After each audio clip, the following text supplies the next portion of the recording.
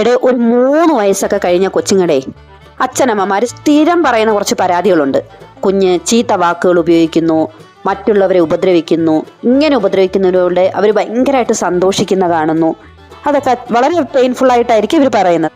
ഒന്ന് ഓർത്ത് നോക്കിക്കേ, കുഞ്ഞ് ആദ്യമായിട്ട് ഈ ചീത്ത വാക്ക് ഉപയോഗിച്ചപ്പോൾ നമ്മുടെ പ്രതികരണം എങ്ങനെയായിരുന്നു? നമ്മൾ തമാശയായി കരുതി ചിരിച്ചിട്ടുണ്ടാവും. അത് തന്നെയാണ് കുഞ്ഞിത് വീണ്ടും വീണ്ടും ഉപയോഗിക്കാനുള്ള കാരണം. നമ്മളുടെ പ്രതികരണം ഏത് രീതിയിലാണോ അതനുസരിച്ചായിരിക്കും ഒരു സ്വഭാവം കുഞ്ഞുങ്ങളെ റിപ്പീറ്റ് ചെയ്യണോ വേണ്ടയോ എന്ന് തീരുമാനിക്കുന്നത്. പിന്നെ ഒരു കാര്യം, ഒരു കാരണവശാലും കുഞ്ഞുങ്ങളെ ലേബൽ ചെയ്യാൻ പാടില്ല. ലേബൽ ചെയ്യാന്ന് പറഞ്ഞു കഴിഞ്ഞാൽ നമ്മുടെ ഒരു ശീലമാണ് കുഞ്ഞുങ്ങളെ ഡാ അഹങ്കാരി, ഇടാ കുരുത്തം കെട്ട ചെറുക്ക, എടി വാശിക്കാരി, ഇങ്ങനെയൊക്കെ വിളിക്കുന്നത്.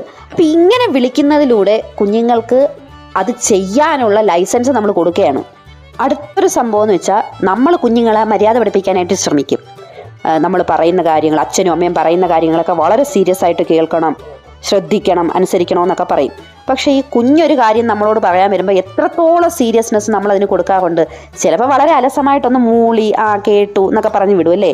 അവർ പറയുന്ന എത്ര കാര്യങ്ങൾ നമ്മൾ അനുസരിക്കാറുണ്ട്. അതൊന്ന് ചിന്തിച്ച് നോക്കിയേ. ഇതല്ലേ കുഞ്ഞുങ്ങളും പഠിച്ചത്. ഒരു കാരണവശാലും കുഞ്ഞ് ദേഷിച്ചിരിക്കുമ്പോഴോ അല്ലെങ്കിൽ വിഷമിച്ചിരിക്കുന്ന സമയത്ത് നമ്മൾ അവനെ മര്യാദ പഠിപ്പിക്കാൻ പോവരുത്. നമ്മുടെ കുഞ്ഞ് നമ്മളെപ്പോലെയോ മറ്റാരെയോ പോലെയോ ആകേണ്ട ആവശ്യമൊന്നുമില്ല. അവരായി വളരട്ടെ.